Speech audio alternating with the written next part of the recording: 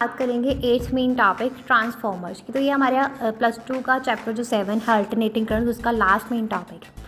तो ट्रांसफॉर्मर जो है इलेक्ट्रिकल डिवाइस है जो इलेक्ट्रिकल एनर्जी को ट्रांसफ़र करते हैं दो या दो से ज़्यादा सर्किट्स के थ्रू इलेक्ट्रोमैग्नेटिक इंडक्शन, और प्राइमरी को यूज़ किया जाता है एसी वोल्टेज लेवल्स को चेंज करने के लिए। ट्रांसफॉर्मर जो है work by leveraging the principle of mutual induction, जहाँ पे magnetic field changing a magnetic field in one coil induce a voltage in another. तो ये जो है क्रूशियल है फॉर स्टीपिंग अप और steeping down voltage in AC circuits, और ये जो है essential, making them essential for power transmission and various electronic devices। तो transformers relay on mutual induction, जहाँ पे चेंजिंग का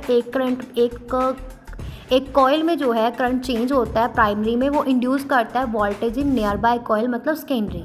तो ये दो तरह के होते हैं, स्टेप अप ट्रांसफॉर्मर्स और step down transformers. Step up transformers जो हैं वो इंक्रीज़ करते हैं वोल्टेज को, और स्टेप डाउन ट्रांसफॉर्मर्स डिक्रीज़ करेंगे वोल्टेज को। और इसके की कंपोनेंट्स आ जाते हैं प्राइमरी कॉइल, सेकेंडरी कॉइल और कोर। प्राइमरी कॉइल जो है वो कनेक्ट होती है input alternating current voltage source के साथ, और सेकेंडरी कॉइल जो है वो कनेक्ट होती है आउटपुट सर्किट्स के साथ, जहाँ पे ट्रांसफॉर्म वोल्टेज जो है हमें मिलती है। और कोर जो है वो usually made of laminated iron, जो प्रोवाइड करता है path for a magnetic flux. और एप्लीकेशन क्या है कि स्टेप अप ट्रांसफॉर्मर जो है वो इंक्रीज करते हैं वोल्टेज को for efficient long distance transmission, और इलेक्ट्रॉनिक डिवाइसेस जैसे कि जो स्टेप डाउन करते हैं स्टेप डाउन ट्रांसफॉर्मर जो है वो यूज़ किए जाते हैं अप्रोप्रिएट वोल्टेज लेवल्स के लिए फॉर वेरियस कंपोनेंट्स। और ट्रांसफॉर्मर जो है can provide electrical isolation between circuits. Transformer formula आ जाता है कि ratio of voltages in the primary मतलब VP and secondary VS coil is equal to the ratio of the number of turns